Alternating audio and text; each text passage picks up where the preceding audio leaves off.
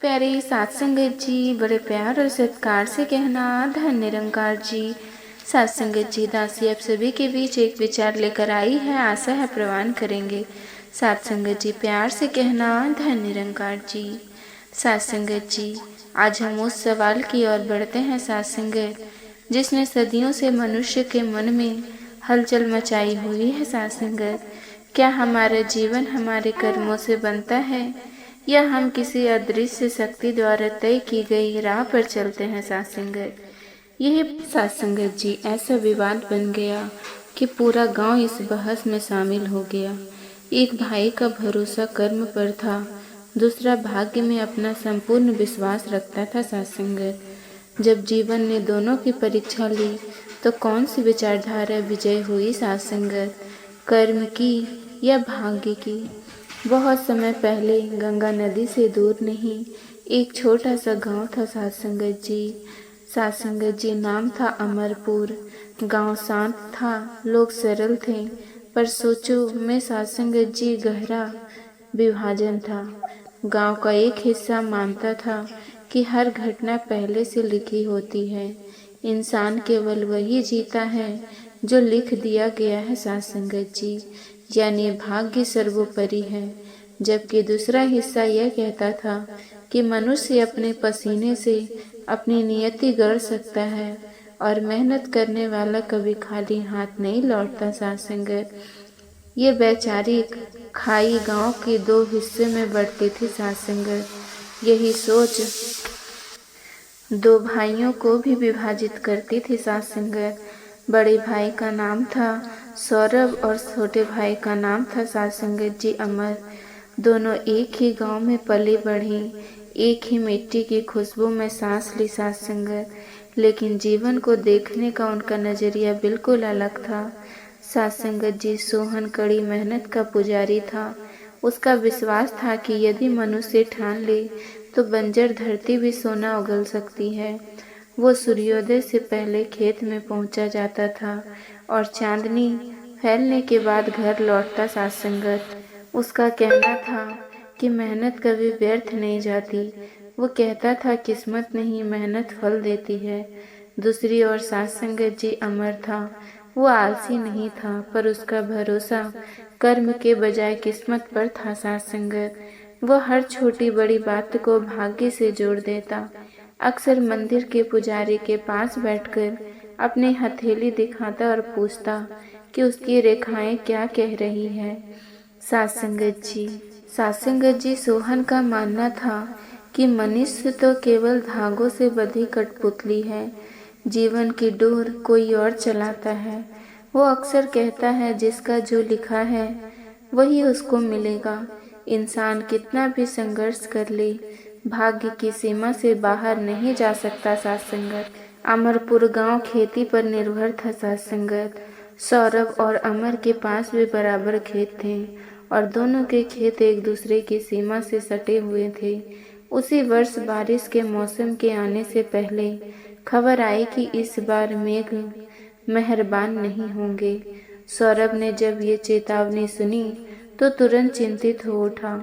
उसने अपनी पत्नी से कहा, इस बार मौसम का भरोसा नहीं, हमें पहले से तैयारी करनी होगी। सिर्फ आसमान की ओर देखने से खेत नहीं भरते साथ संगत। सौरभ ने अपनी जमा पूंजी का एक हिस्सा निकाला और अपने खेत के कोने में एक गहरा कुआं खुदवाने का निश्चय किया साथ संगत। वो हर दिन घंटों तक फावड़ा चलाता, मिट्टी निकालता, पत्थर तोड़ता। गांव वाले उसे देखते और चुटकी लेते साथ संगत जी। साथ संगत अमर भी चुप नहीं रहा। एक दिन उसने भाई से कहा, भैया क्यों अपने शरीर को इतना कष्ट दे रहे हो? बारिश होगी तो सब कुछ भर जाएगा और नहीं होगी तो ये कुआं भी क्या कर लेगा? जो लिखा है वही होगा। साथ संगत जी, इंद्रदेव चाहेंगे तो खेत खलिहाएंगे, नहीं चाहेंगे तो कुछ भी नहीं बदलेगा। ग्राहकों की साथ संगत चाल के आगे मेहनत क्या कर लेगी? लेकिन सौरभ बिना रुके अपने काम करता रहा। उसे विश्वास था कि इंसान की कोशिश ईश्वर से संवाद करने जैसी होती है, जिसमें श्रम ही उसकी भाषा है साथ संगत। दूसरी ओर साथ संगत अमर शांत मुद्रा में खड़ा था, मानो वो परिणाम पहले ही जानता हो। अमर मुस्कुराते हुए बोला, साथ संगत जी, सौरभ मेरा धर्म है कर्म करना, बस यही कर रहा हूँ। अगर बारिश बरस गई तो ये कुआं आने वाले वर्षों तक हमारे काम आएगा, और यदि आसमान रूठ गया तो शायद यही कुआं हमारे बच्चों और परिवार की प्यास बुझाएगी। मैं अपना भविष्य बादलों की दया पर नहीं छोड़ सकता। ये सुनकर साथ संगत जी अमर ने हाथ जोड़ लिए और बोला, भैया आप कोई समझा भी नहीं सकता, आप तो बस कर्म की ही रट लगाए रखते हैं। मैं तो मंदिर जा रहा हूँ, पुजारी जी से पूछूंगा कि इस साल मेरी किस्मत का तारा क्या संकेत दे रहा है।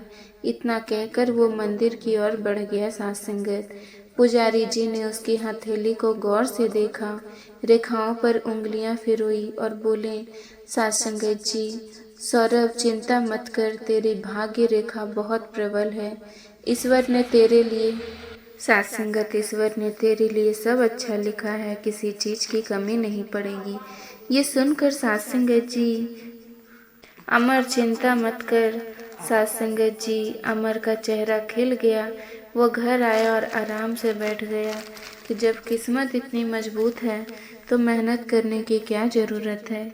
इधर सौरभ बिना रुके बिना थके अपने कुएं की खुदाई में जुटा रहा। दिन पिघलते गए, हफ्ते ढलते गए और पूरा महीना बीत गया। साथ संगत वो 40 फुट गहराई तक पहुंच चुका था, लेकिन पानी का एक कतरा भी नजर नहीं आया। उसके हाथों में गहरे छाले थे, शरीर थक कर टूट चुका था, मगर उसका दृढ़ विश्वास आगे बढ़ाता रहा। और फिर वही हुआ जिससे गांव के लोग महीने से डर रहे थे। बरसात का मौसम आया, बादल आए, गिरते भी दिखे, पर एक बूंद बारिश न हुई। साथ संगत जी अमरपुर पर सूखे की काली छाया छा गई। नदी का पानी सिकुड़ रेत बन गया। साथ संगत नहरों में मिट्टी जमने लगी, तालाब तलहटी तक सूख गया। खेतों में पड़ी दरारें मानो धरती की पीड़ा बयां कर रही हो। साथ संगत पूरा गांव चिंता और निराशा में डूब गया। साथ संगत जी अमर भी घबरा उठा। वो दौड़कर साथ संगत जी पुजारी जी के पास गया और बोला, पंडित जी, आपने तो कहा था कि मेरा भाग्य मजबूत है, फिर मेरे खेत क्यों रेगिस्तान जैसे हो गए। पुजारी जी ने पोथी पलटते हुए धीमे स्वर में कहा, बेटा, ये विपत्ति केवल तुझ पर नहीं आई, ये पूरे गांव का सामूहिक दुर्भाग्य है। इस समय में मनुष्य कुछ नहीं कर सकता, बस भगवान का नाम जप। ये सुनकर साथ संगत जी अमर निराश होकर लौट आया, लेकिन उसके दिल में डर और बेचैनी डेरा डाले हुए था। उधर एक दिन साथ संगत सौरभ की कुदाल ने अचानक गीली मिट्टी को छुआ। उसकी आंखों में एक चमक तैर गई। उसने और तेजी से खुदवाना शुरू किया।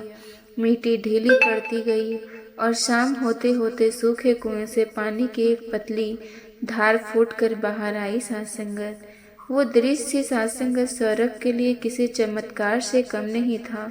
उसने दोनों हथेली से पानी उठाकर अपने माथे से लगाया। वो पानी अब नहीं साथ संगत अमृत। साथ संगत जी अगले ही दिन जब पूरा अमरपुर सूखे की आग में जल रहा था, सौरभ अपने कुएं से पानी निकाल निकाल कर खेतों को सींच रहा था। धीरे धीरे उसकी जमीन पर हरियाली फैलने लगी। उधर अमर अपने सूखे खेत और अपने भाई के हरे भरे खेत को देखकर अचंभित हो गया। साथ संगत विश्वास ही नहीं हो रहा था कि मेहनत बंजर भूमि को भी फिर से जिंदा कर सकती है। गांव के लोग जो साथ संगत जी प्यार से कहना, धन निरंकार जी।